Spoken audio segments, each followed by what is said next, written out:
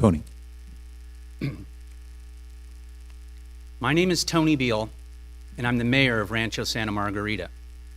I've lived in this town since before this town had a grocery store. In just a few days, my wife and I are going to celebrate our 25th wedding anniversary. And as the parents of 4 children, we are proud to have called Rancho Santa Margarita our home for the past 24 years. I'm a licensed attorney. I'm a real estate transactional lawyer. I work in one of the largest and most sophisticated law firms in the country. I received my undergraduate degree from UCLA with a bachelor's in political science. I then went on to law school at Loyola Law School, where I received my Juris Doctorate with cum laude honors. Rancho Santa Margarita has been a city for 12 years, and for 8 of those years, as the mayor and as a member of this city council, I have led this city, and I have delivered exceptional results for the residents of this great city. At a time when our nation and our state and many local agencies are drowning in debt and deficits, I am proud that the city that I have been leading has continued to thrive. We are ranked by the FBI 2 years in a row as the #1 safest city in the state of California. We are financially strong with a balanced budget. We finished last year not with a deficit, but with a $1.2 million surplus. We have $19 million in reserve, and we have a special quality of life. OC Parenting Magazine ranks us as the best family-friendly city in Orange County. So I'm proud of all that we've accomplished and that our future is bright.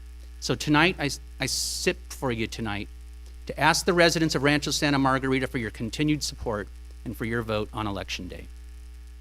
Thank you very much.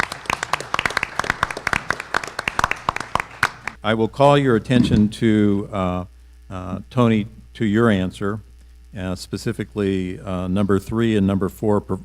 The question is, how should the city be involved in supporting HOAs? 3, you said provide to HOAs prompt and efficient processing of all requests for permits, inspections, etc. And 4, consider opportunities to provide fee waivers to HOAs in connection with HOA projects that are designed for public use and private benefit. How might this occur? How might this occur? How might these things occur? fee waivers? Mm-hmm.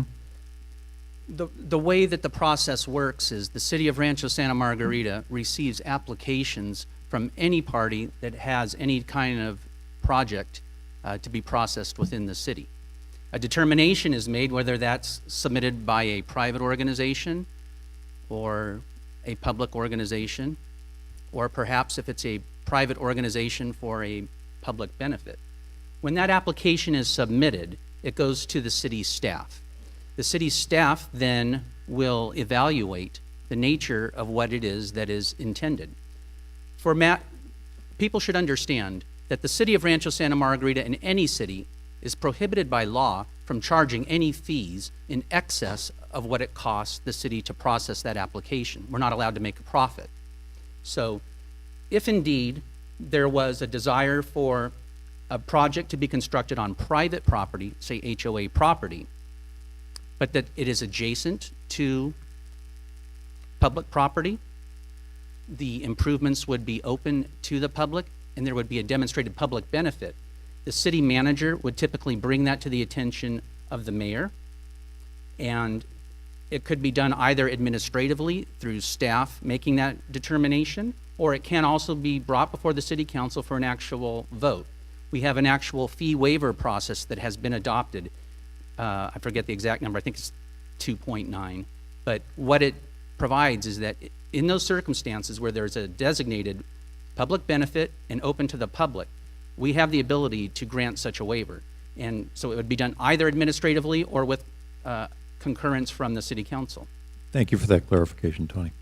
When advised of a concern by one or more residents, what do you believe is the best way to address the concern?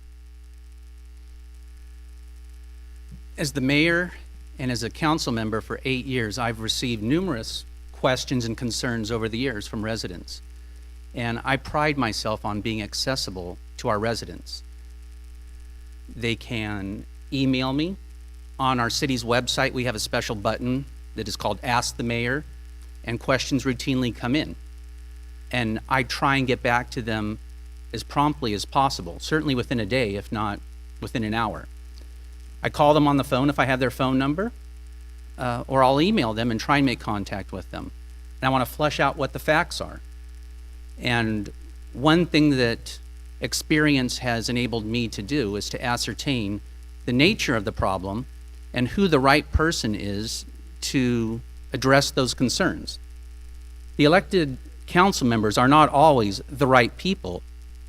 Oftentimes it's a particular staff person, whether in the planning department or in engineering, community services. I could put the individual resident in touch with that person on our staff that could answer the question. Sometimes the concern is something that will come before the city council. When we have a controversial matter come before our city, sometimes we're deluged with questions and concerns. And I typically reach out to those same residents to let them know I appreciate the feedback. Their feedback helps me to make a fully informed decision when the matter is brought before us. So to answer the question, it really depends on what the nature of the concern is. You elevate it to the appropriate staff person. You do what you can to solve the issue on your own, but always, as the advocate of the people that put you in office, you have to work to the best of your ability to solve that problem for the resident. Tony, what types of businesses would you like to attract the most? I want to attract the businesses that want to come here. And I believe in a limited government where what we do is provide the most business-friendly environment so whoever wants to come and conduct business in this city can do so with as little interference from the government and thrive and reach their maximum potential. Big business, small business, I'm for all of them. Our job is to provide the business-friendly environment. In the time that I have remaining, I need to correct for the record some of the statements that were made earlier by my opponent, Mr. Rabick, regarding fees in our city and what happened in his situation. The reason why the fees in his particular situation were so great is because for 3.5 years, the way that he conducted his business at the Dove Canyon Courtyard brought the biggest controversy this city has ever known. Numerous complaints were filed by his neighbors that the way this man was operating his business was destroying their quality of life. In the end, after 3.5 years, where our staff worked very, very hard, Mr. Rabick received the conditional use permit that he sought, which legalized his business, but imposed certain conditions on the manner in which he operated in order to protect the quality of life for his neighbors. He didn't say thank you. He threatened to sue his own city for close to $500,000. In the end, he agreed to settle his threatened lawsuit, and he took $50,000 of our tax money to drop his claims. And in the written settlement agreement, he admitted that there were numerous claims brought against him by his neighbors.